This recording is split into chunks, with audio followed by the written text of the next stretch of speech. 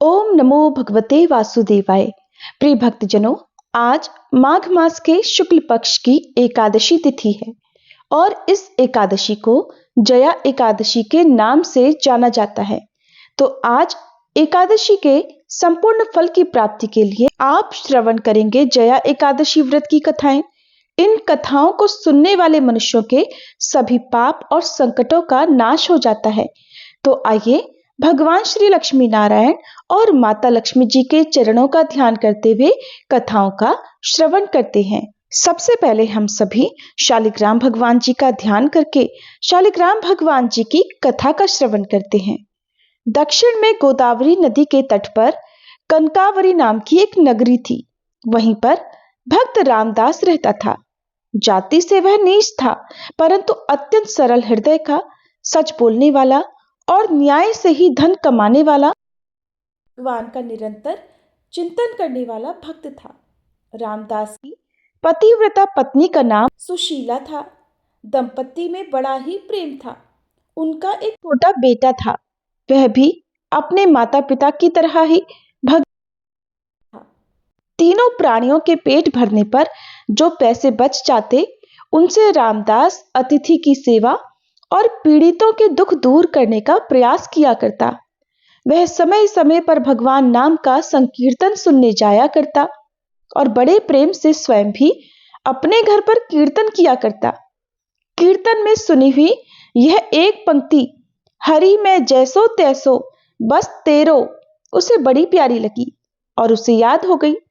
अब तो वह निरंतर इसी पंक्ति को गुनगुनाता हुआ सारे कामकाज किया करता।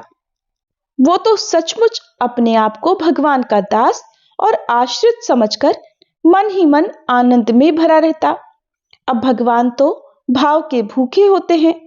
वह रामदास के ऐसे प्रेम को देखकर उसे अब अपनाना चाहते थे। कुछ चोर गहनों के साथ ही कहीं से एक सुंदर विलक्षण सोने की शालिग्राम भगवान की विशाल मूर्ति चुरा कर लाए थे, जो उनके लिए सिर्फ एक पत्थर था। उनमें से एक चोर के जूते फट गए थे। उसने सोचा कि अगर इस पत्थर के बदले मुझे एक जोड़ी जूते मिल जाएं तो अच्छा होगा। भगवत प्रेरणा से शालिग्राम जी की मूर्ति को लेकर वह चोर सीधा रामदास जी के घर पहुंचा और मूर्ति दिखाकर कहने लगा, अरे भाई, देख तो ये कैसा मजेदार पत्थर है। जरा अपने औजार को इस पर घिस तो सही। देख कैसा अच्छा काम देता है, पर इसके बदले में तुम्हें मुझे एक जोड़ी जूते देने पड़ेंगे। चोर की आवाज सुनकर रामदास चौंका। उसके भजन में भंग पड़ गया। उसने समझा कोई खरीदार है और उसके यहां जूते खरीदने आया है। तब उसने जूतों की एक जोड़ी उस चोर के सामने रख दी। चोर ने उसे पहनकर दामों की जगह वही मूर्ति रामदास जी के हाथ पर रख दी। रामदास अभी तक अर्ध चेतन अवस्था में थे। उनका मन तो बस प्रभु के विग्रह की ओर ही खिंचा हुआ था, इसलिए जूतों के बदले पैसे लेने की बात उन्हें याद ही नहीं रही। उधर चोर ने मूर्ति उनके हवाले की और वह चला गया। तब रामदास जी ने मूर्ति को अपने सामने रख दिया और उस पर अपना जूता बनाने वाला औजार घिसने लगा। लेकिन अब भी काम करते समय उनके मन से सिर्फ एक ही आवाज आ रही थी, हरि मैं जैसो तैसो बस तेरो, और वह लगातार अपना काम करते रहे। इस तरह भगवान शालिग्राम बनकर अपने प्यारे भक्त के घर पर आ ही गए। एक दिन एक ब्राह्मण उस तरफ से निकले। शालिग्राम जी की ऐसी अनोखी मूर्ति उस जूते बनाने वाले के घर में देखकर और उसकी दशा देखकर उन ब्राह्मण देवता को बड़ा दुख हुआ। उस समय रामदास उस गोल मूर्ति को पैरों के बीच में रखकर उस पर अपना जूता बनाने वाला औजार चला रहा था। ब्राह्मण देवता ने सोचा कि भला बंदरों को हीरे की कीमत का क्या पता, ये जूता बनाने वाला शालिग्राम भगवान को भला क्या पहचाने। उन्होंने वह मूर्ति खरीदने का विचार करके उसके पास जाकर कहा, भाई, आज मैं तुमसे एक चीज मांगता हूं। वह चीज तू मुझे देकर पुण्य लाभ कर। ये पत्थर मुझे बड़ा सुंदर लग रहा है और मेरी आंखें इस पर से हटाए नहीं हट रही। रामदास जी ने ब्राह्मण के इस दीन भाव को देखकर वह पत्थर ब्राह्मण देवता को दे दिया। अब ब्राह्मण देवता इस दुर्लभ मूर्ति को पाकर बड़े ही प्रसन्न हुए। वे उसे घर ले आए। पहले उन्होंने कुएं के जल से स्नान किया और फिर पवित्र स्वच्छ वस्त्र धारण करके शालिग्राम भगवान जी को भी पंचामृत से स्नान कर सिंहासन पर पधराकर षोडशो उपचार से उनकी पूजा की। पंडित जी पूजा तो बड़ी विधि विधान से करते थे, लेकिन उनके हृदय में वो भक्ति नहीं थी जो भगवान को अपनी ओर खींच सके। उसमें लोभ, ईर्ष्या, कामना, भोग वासना, इंद्रिय सुख की लालसा, क्रोध, वैर आदि दुर्गुण भरे हुए थे। उधर रामदास पढ़ा लिखा भी नहीं था और ना ही वह मंत्र, वेद, उपचार कुछ भी जानता था, ना ही वह पूजा के विधि विधान जानता था, लेकिन उसका हृदय बड़ा सच्चा था। उसके मन में लोभ, इच्छा, भोगेच्छा, क्रोध और वैर आदि का तो नामो निशान तक नहीं था।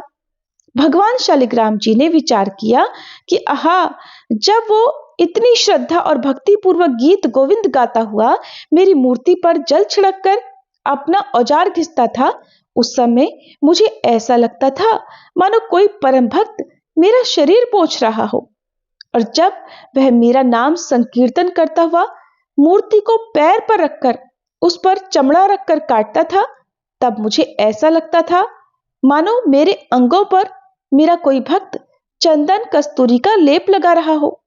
अवश्य ही उसको मेरे यथार्थ स्वरूप का ज्ञान नहीं है, लेकिन उसने तो अपनी सरल, विशुद्ध, निस्वार्थ भक्ति से मुझे अपने वश में कर लिया है। मैं जैसा विशुद्ध और निस्वार्थ भक्ति से वश में होता हूं, वैसा दूसरे किसी साधन से नहीं होता। अब रामदास दिन और रात भगवान के प्रेम में कभी रोता, कभी हंसता, तो कभी नाचने लगता। अब तो उसे एक ही रट लग गई थी, नाथ अब मुझे दर्शन दो। पहले तो मुझे पता नहीं था, पर आपने ही मेरे हृदय में ये आग लगा दी है। मैंने तो न पहचान कर आपकी मूर्ति का निरादर किया, लेकिन आप मुझे नहीं भूले और ब्राह्मण के द्वारा अपना स्वरूप बतलाकर मेरे घर आ गए। अगर आप मुझे दर्शन नहीं देना चाहते थे तो फिर ये सब क्यों किया? बस एक बार आप अपने सांवले सलोने चांद से मुखड़े की झांकी दिखाकर मेरे मन को सदा के लिए चुरा लो। मेरे मोहना करुणा की वर्षा कर दो इस कंगाल पर। बस एक बार दर्शन देकर मुझे कृतार्थ कर दो।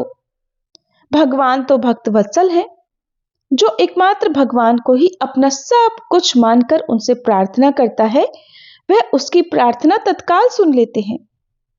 उसके ऐसे दिव्य प्रेम को देखकर अब भगवान से भी रहा नहीं गया। वे तुरंत एक वृद्ध ब्राह्मण का रूप धरकर उसके घर आ गए। अब घर पधारकर भगवान ने उसकी विरह वेदना को शांत नहीं किया, बल्कि उस विरह वेदना को पहले से भी और अधिक बढ़ा दिया और उससे कहने लगे, अरे भाई, भगवान का दर्शन कोई मामूली बात थोड़ी ही है। अरे बड़े बड़े देवता, योगी, मुनि अनंत काल तक तप, ध्यान और समाधि करने पर भी जिनका दर्शन नहीं कर पाते, तो जैसे मनुष्य को भला उनके दर्शन कैसे हो सकते हैं? ये सुनकर अब तो रामदास की आंखों से झर-झर आंसू बहने लगे और वह हाथ जोड़कर बोले, हे देव, आप ही बताइए मैं क्या करूं?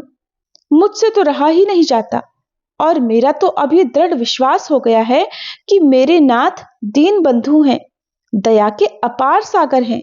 वे मुझे दर्शन देंगे और जरूर देंगे।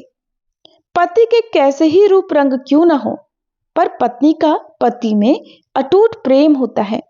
ऐसे ही मैं अपने स्वामी के स्नेह को भी परख चुका हूं।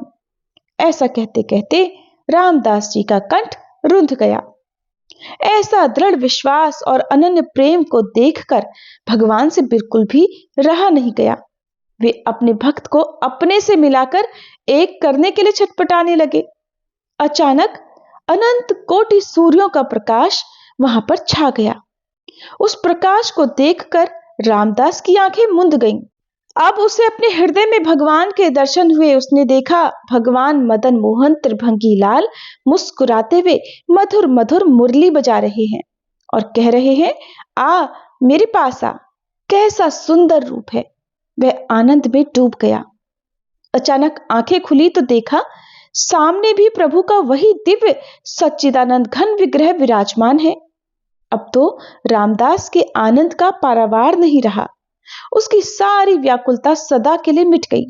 भगवान ने उसे अपने में समा लिया और उसने प्रभु के दिव्य धाम में जाकर नित्य पार्षद का शरीर ग्रहण कर लिया। इस प्रकार सच्चे हृदय से शालिग्राम भगवान जी के इस महात्म्य का श्रवण करने से सभी पाप जलकर भस्म हो जाते हैं। जया एकादशी के विषय में धर्मराज युधिष्ठिर ने भगवान श्री कृष्ण से पूछा, हे भगवान, अब कृपा करके आप ये बताइए कि माघ मास के शुक्ल पक्ष में कौन सी एकादशी होती है, उसकी विधि क्या है और उसमें किस देवता का पूजन किया जाता है। तब भगवान बोले, राजन, माघ मास के शुक्ल पक्ष में जो एकादशी होती है उसका नाम जया है। वह सब पापों को हरने वाली उत्तम तिथि है। पवित्र होने के साथ ही पापों का नाश करने वाली तथा मनुष्यों को भोग और मोक्ष प्रदान करने वाली है। इतना ही नहीं, वह ब्रह्म हत्या जैसे पाप तथा पिशाचत्व का भी नाश करने वाली है। इसका व्रत करने पर मनुष्यों को कभी भी प्रेत योनि में नहीं जाना पड़ता। इसलिए राजन, प्रयत्न पूर्वक जया नाम की एकादशी का व्रत करना चाहिए। एक समय की बात है, स्वर्गलोक में देवराज इंद्र राज्य किया करते थे। देवगण पारिजात वृक्षों से युक्त नंदन वन में अप्सराओं के साथ विहार कर रहे थे। 50 करोड़ गंधर्वों के नायक देवराज इंद्र ने स्वेच्छानुसार वन में विहार करते हुए बड़े हर्ष के साथ नृत्य का आयोजन किया। गंधर्व उसमें गान कर रहे थे, जिनमें पुष्पदंत, चित्रसेन और उसका पुत्र ये 3 प्रधान थे। चित्रसेन की पत्नी का नाम मालिनी था। मालिनी से एक कन्या उत्पन्न हुई थी जो पुष्पवंती के नाम से विख्यात थी। पुष्पदंत गंधर्व का एक पुत्र था जिसको लोग माल्यवान कहते थे। माल्यवान पुष्पवंती के रूप पर मोहित था। ये दोनों भी देवराज इंद्र के संतोषार्थ नृत्य करने के लिए वहां आए हुए थे। इन दोनों का ही गान हो रहा था। इनके साथ अप्सराएं भी थी। परस्पर अनुराग के कारण ये दोनों मोह के वशीभूत हो गए। गान और नृत्य करते हुए इन दोनों के ही चित्त में भ्रांति आ गई, इसलिए वे शुद्ध गान नहीं गा सके। कभी ताल भंग हो जाता तो कभी गीत बंद हो जाता था। इंद्र ने इस प्रमाद पर विचार किया और इसको अपना अपमान समझकर वे क्रोधित हो गए। अतः इन दोनों को शाप देते हुए देवराज इंद्र बोले, ओ मूर्खो, तुम दोनों को धिक्कार है। तुम लोग पतित और मेरी आज्ञा भंग करने वाले हो, अतः पति पत्नी के रूप में रहते हुए पिशाच हो जाओ। इंद्र के इस प्रकार शाप देने पर इन दोनों को बड़ा ही दुख हुआ। फिर वे हिमालय पर्वत पर चले गए और पिशाच योनि को पाकर भयंकर दुख भोगने लगे। शारीरिक पातक से उत्पन्न ताप से पीड़ित वे दोनों ही पर्वत की कंदराओं में विचरते रहते थे। एक दिन पिशाच ने अपनी पत्नी पिशाची से कहा, हमने कौन सा पाप किया है जिससे हमें ये पिशाच योनि प्राप्त हुई है।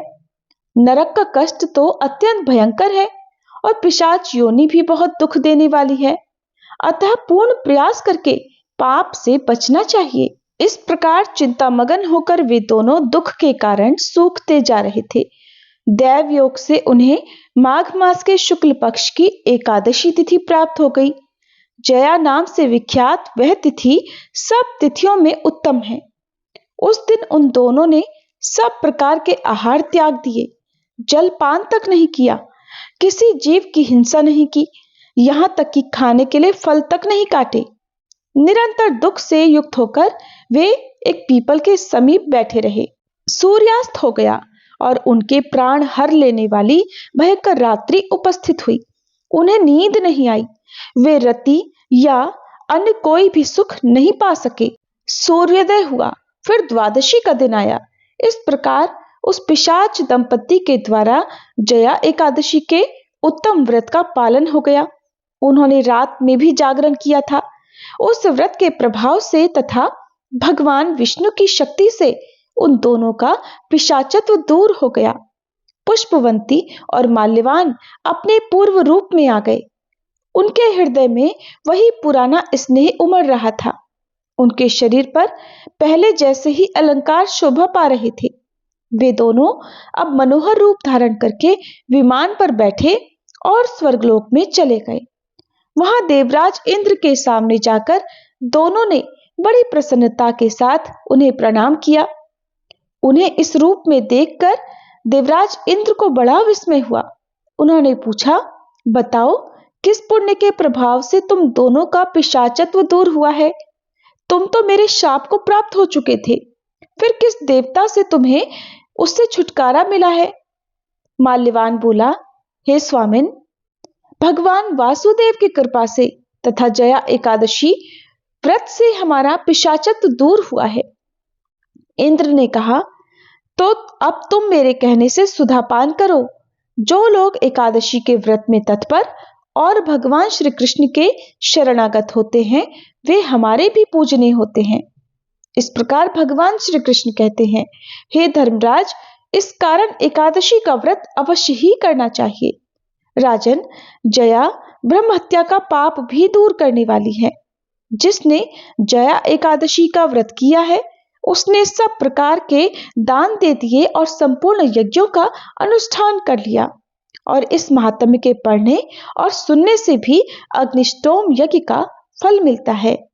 इस प्रकार श्री कृष्ण के श्रीमुख से जया एकादशी व्रत का विधि विधान सुनकर फिर धर्मराज युधिष्ठिर ने भी एकादशी व्रत का पालन किया, जिसके प्रभाव से उन्होंने संपूर्ण सुखों को प्राप्त किया और अंत में वे भगवान के प्रिय हो गए।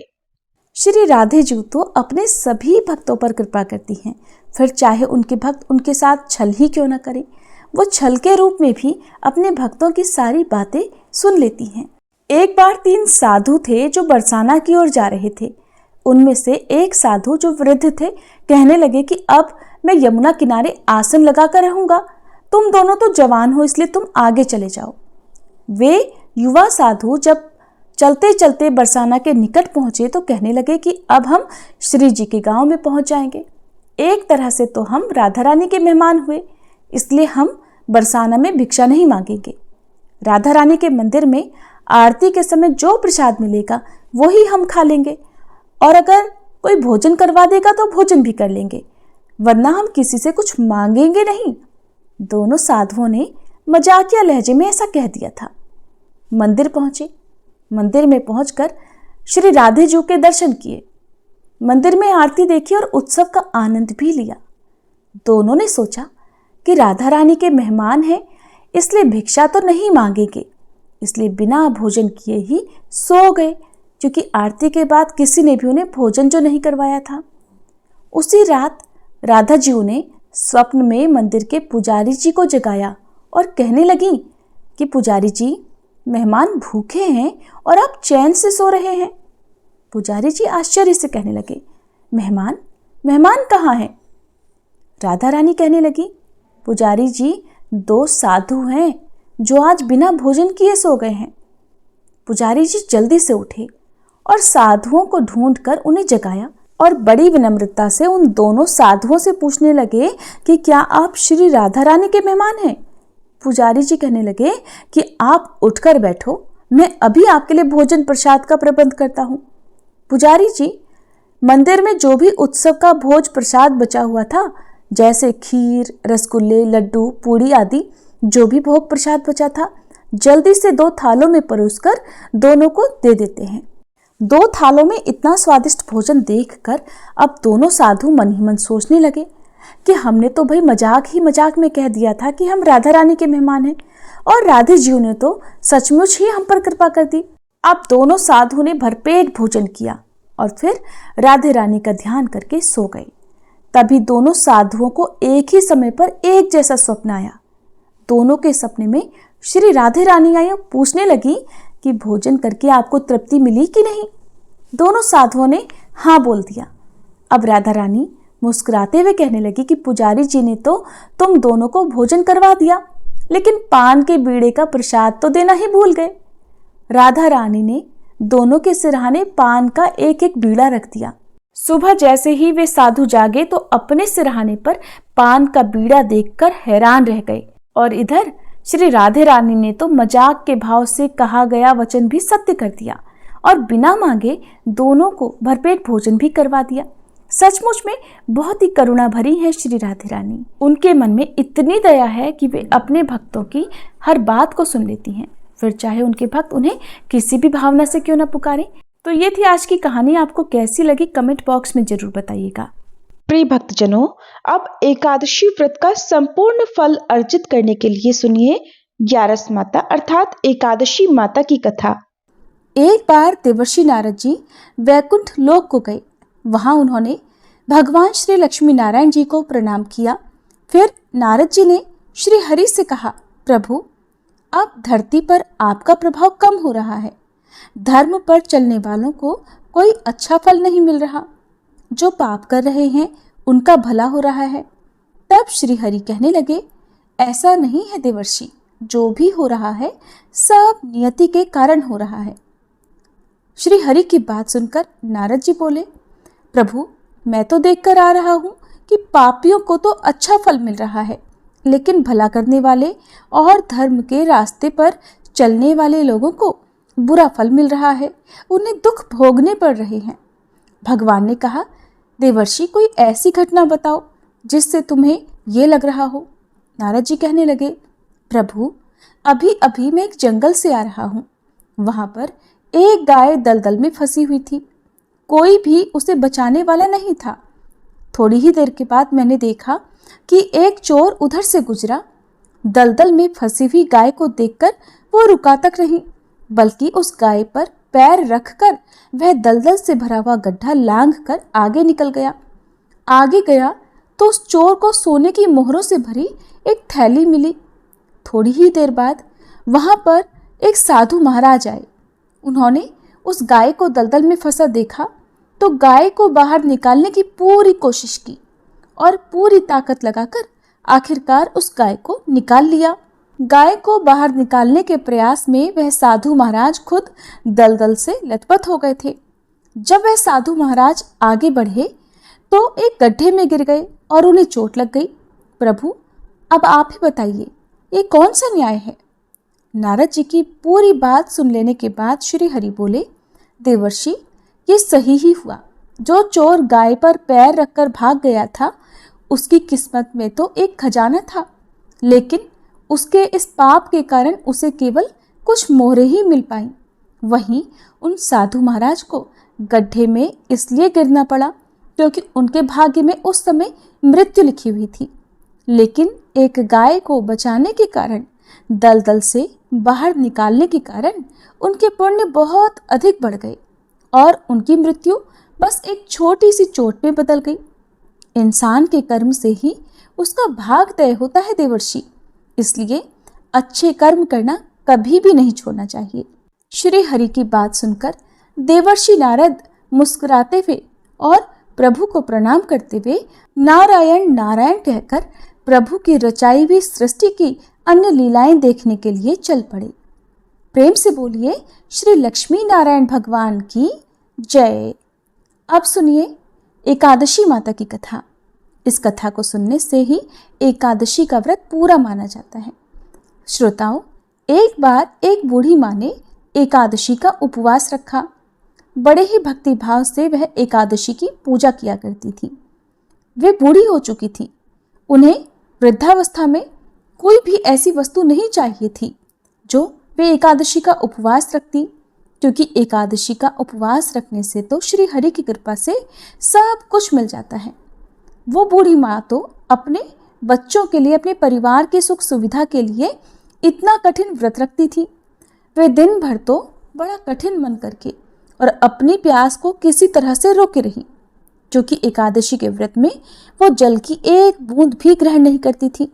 द्वादशी को ही जल पीकर वो अपने व्रत का पारणा किया करती थी।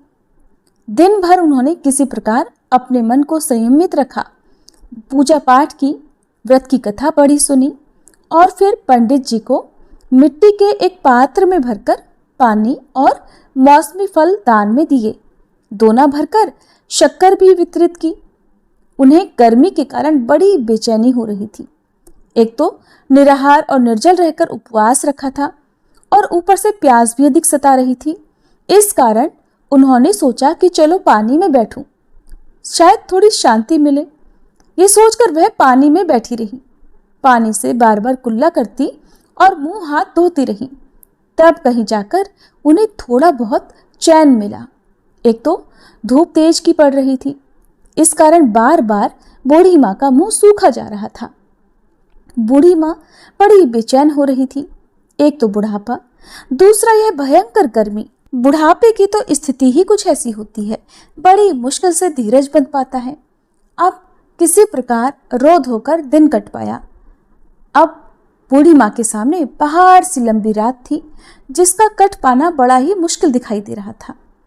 चारपाई पर पड़ी हुई बूढ़ी माँ को किसी प्रकार भी शांति नहीं मिल रही थी। बार बार प्यास के मारे गला सूख रहा था और वे इस प्रकार बेचैन होकर करवटें बदलती जा रही थी। कई बार उठकर वे घर के बाहर जाती, फिर अंदर आ जाती। ना उन्हें घर के अंदर शांति मिल रही थी, ना बाहर। वे पड़ी पड़ी एकादशी माता को याद करती रहीं और मन में ध्याती रहीं कि हे माता, आप मेरी लाज रखिएगा, आप ही मुझे शक्ति दीजिएगा ताकि मैं भली भांति आपका व्रत कर सकूं और ये पहाड़ सी रात सुकून से बीत जाए। प्यास के कारण बूढ़ी माँ की बेचैनी तो बढ़ ही रही थी। उन्होंने धैर्य रखने का बहुत प्रयास किया, लेकिन आखिरकार उनकी सहनशीलता की सीमा टूट गई और वे घबराकर प्यास के मारे एकदम चिल्ला पड़ी, बचाओ बचाओ। बूढ़ी माँ का चिल्लाना सुनकर उनके परिवार के सभी सदस्य उनके आसपास इकट्ठा हो गए और बूढ़ी माँ की चारपाई के पास पहुंच गए। सब बोले, अम्मा जी, क्या हुआ, आपको क्यों चिल्ला रही हो? और जब आपसे व्रत नहीं रखा जाता तो इस बुढ़ापे में इतना कठिन व्रत क्यों कर रही हो? अम्मा जी, अगर शरीर में ताकत है तभी तो भक्ति हो पाएगी। आप पानी पी लीजिए। बूढ़ी माँ अपने परिवारजनों से बोली, मेरे तो प्यास के मारे प्राण ही निकले जा रहे हैं, जरा जल्दी से मेरी छाती पर ठंडे पानी का घड़ा तो रख दो। नातियों ने दौड़कर दादी की छाती पर ठंडे पानी का बर्तन रख दिया। तब कहीं जाकर उन्हें थोड़ा बहुत सुकून मिला और जब सुकून मिला तो थोड़ी देर के लिए उन्होंने अपनी आंखें बंद कर ली। इधर एकादशी माता सोचने लगी, ये है तो बूढ़ी माँ, लेकिन बड़े नियम से मेरा व्रत रखती हैं, चलकर इनकी परीक्षा लेनी चाहिए। ऐसा विचार कर एकादशी माता आधी रात को मुर्गा बनकर कुकड़ू कू करने लगी।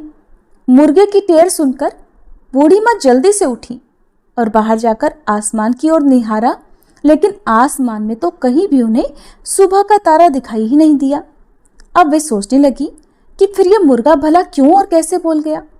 एक तो उन्हें प्यास लग रही थी, अब थोड़ा बहुत उनका मन भी बेचैन होने लगा। आखिरकार उन्होंने ये दृढ़ निश्चय किया कि अब तो मैं इस व्रत को पूरा करके ही छोड़ूंगी, फिर चाहे व्रत पूरा होने तक मेरे प्राण ही क्यों ना निकल जाएं। मन में ऐसा पक्का निश्चय कर वह वापस चारपाई पर आकर लेट गई। थोड़ी ही देर के बाद एकादशी माता ने उनकी फिर से परीक्षा लेनी चाहिए, तो वह एक छोटी सी कन्या का रूप धरकर गिलास में मीठा पानी लेकर उनके सिरहाने खड़ी हो गई और जोर से बोली, दादी जी, सवेरा हो गया है, आप हाथ मुंह धोकर शरबत पी लीजिए। पहले तो शरबत का भरा हुआ गिलास देखकर बूढ़ी माँ का मन ललचाने लगा, प्यास के मारे गला जो सूख रहा था। किंतु अचानक उन्हें याद आया कि उनका तो एकादशी का उपवास है। फिर उन्होंने सोचा कि अभी तो मैं किसी भी तरह से ये शरबत नहीं पी सकती, और फिर वे चुपचाप वापस अपनी चारपाई पर लेट गईं। जैसे ही उनकी आंख लगी तभी उन्हें एहसास हुआ कि मानो किसी ने उन्हें पानी से भरे हुए कुएं में पटक दिया हो। वे बहुत देर तक उस कुएं में हाथ पांव चलाती रही, लेकिन इस बीच उन्होंने अपने मुंह में पानी की एक बूंद भी नहीं जाने दी, क्योंकि उनका एकादशी का उपवास जो था, और वे पक्के निश्चय के साथ अपना व्रत पालन करती रही। थोड़ी ही देर में उन्हें ऐसा लगा मानो सामने आग जल रही हो। आग के कारण बड़ी भारी गर्मी लगने लगी। प्यास के मारे उनके प्राण निकलने लगे, लेकिन इतना सब होने के बाद भी बूढ़ी माँ ने पानी की एक बूंद भी नहीं पी। वे तो बस चारपाई पर बैठी बैठी एकादशी माता का ध्यान करती रही। अब सवेरा होने में बस कुछ ही समय है, ये जानकर वे बड़ी तसल्ली के साथ इधर उधर घूमने लगी। एकादशी माता अब तक ये बात अच्छी तरह से समझ गई कि इन बूढ़ी माँ को किसी भी प्रकार से अपने व्रत से नहीं टाला जा सकता। वे उनके सत्य व्रत को भली भांति समझ गई थी। अब सवेरा हो गया तो बूढ़ी माँ ने स्नान किया, भगवान श्री हरि का पूजन किया, फिर एकादशी माता की कथा सुनी, ब्राह्मणों को दक्षिणा देकर भोजन कराया, तब कहीं जाकर उन्होंने जल ग्रहण किया। कन्याओं को भोजन कराने के बाद बूढ़ी माँ ने फिर स्वयं भोजन किया और उस श्रेष्ठ व्रत के प्रभाव से बूढ़ी अम्मा की आयु में वृद्धि हो गई, उनकी आयु बढ़ गई, उनका घर परिवार हरा भरा हो गया। अब उनके घर में किसी भी चीज का कोई अभाव नहीं रहा। उनका घर हर प्रकार के सुख साधनों से भर गया। नाती नातिन से उनका घर भर गया और वे उसी दिन से 12 महीने की एकादशी का व्रत करने लगी। एकादशी माता के व्रत के पुण्य प्रताप से इस संसार में हर प्रकार के सुख भोग कर वह बूढ़ी माँ अंत में भगवान श्री हरि के धाम को चली गई। जैसे एकादशी माता ने उन बूढ़ी माँ को और उनके परिवार को हरा भरा किया, वैसे ही हे एकादशी माता हम सभी की मनोकामनाएं पूर्ण कीजिएगा। प्रेम से बोलिए श्री लक्ष्मी नारायण भगवान की जय, एकादशी माता की जय। आइए अब हम सभी मिलकर प्रेम से एकादशी माता की आरती गाते हैं। ओम जय एकादशी माता मैया, जय एकादशी माता, विष्णु पूजा व्रत को धारण कर शक्ति मुक्ति पाता। ओम जय एकादशी माता, तेरे नाम गिनाऊं देवी, भक्ति प्रदान करनी, गण गौरव की देनी, माता शास्त्रों में वरनी। ओम जय एकादशी माता, मार्ग शीर्ष के कृष्ण पक्ष की उत्पन्ना, विश्वतारिणी जनमी, शुक्ल पक्ष में हुई मोक्षदा, मुक्तिदाता बन आई। जय एकादशी माता, पौष के कृष्ण पक्ष की सफला नामक है, शुक्ल पक्ष में होए पुत्रदा, आनंद अधिक रहे।